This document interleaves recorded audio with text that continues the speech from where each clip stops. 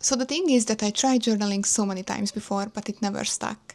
Until it suddenly did last year. And I am the same person with the same busy life, and I recently realized that the only thing I actually changed was my journaling system. So today I'm going to show you what that exactly looks like. So let's see how I use all three of my journals. My first journal only takes 10 minutes a day, but I think those 10 minutes are the most important ones in my day. It's inspired by the Homework for Life method by Matthew Dicks. He recommends capturing one 5-second moment from your day in just one sentence. Maybe the best moment, the worst moment, the most memorable, the one you want to remember until the end of your life. I love the concept of that method, so I took it and I made it mine. My rule is that I have to write one whole page each day, and I just put my little memories into separate paragraphs. I use little hearts to distinguish them because it looks cute, but you don't have to do that. And on this page, I write about how I felt that day, what I accomplished, what made me fearful, if I was anxious, what made me anxious. And next to this page, I also have my daily to-do list. This will make sense in a second. And at the bottom of the page, I always put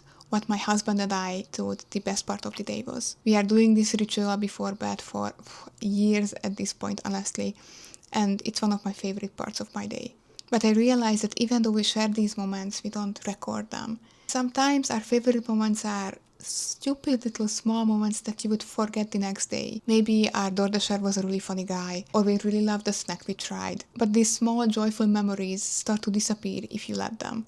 So if you break it down, on this page I have my to-do list, so my future self can understand what I did that day, what I accomplished, what my goals were. I also share how I felt, what I did, what I want to remember as a memory, and I also save the ritual with my husband, because those are the small moments you want to capture and remember. And as you can guess, this is my memory keeping journal, and its sole purpose is that years from now, when I flip through it, I can see what our lives were like and what we did and how we enjoyed our 30s.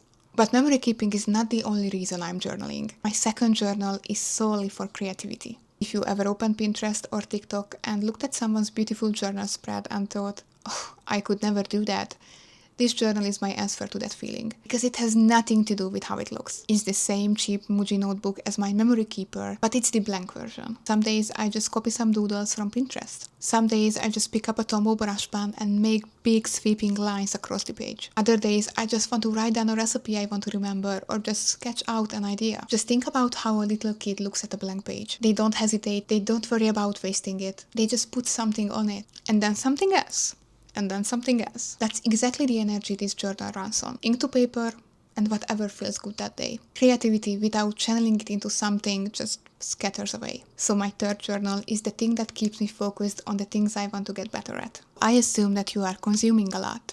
Books, music, YouTube videos, movies, whatever. But how much of it do you actually remember 6 months later? My third journal was created to fix that. And it's built around the one thing I am obsessed to get better at. For me, as you can imagine, is storytelling through videos. Like the video you are watching on YouTube right now. So this journal is my YouTube journal. And it's honestly my second brain. I keep track of what I'm learning about storytelling, annotate books, save ideas, catch thumbnail concepts. It's to get things out of my head onto paper so I can get to see those connections. Now think about your thing. What hobby would you love to track? If nothing specific comes to mind, a classic commonplace book works for anyone. You can write about the books you read, the movies you watched, what you liked about them and what you disliked, and ideas that made you stop and think about them. And seeing them in one place will actually make your brain connect those little dots and understand the bigger picture. So that's my system. A memory keeper, a creative canvas, and a second brain for my most important hobby. It's kind of also a commonplace book if you think about it. So these are 3 journals. And I assume that some people will ask me, like, hey, Fanny, how do you carry all of these with you?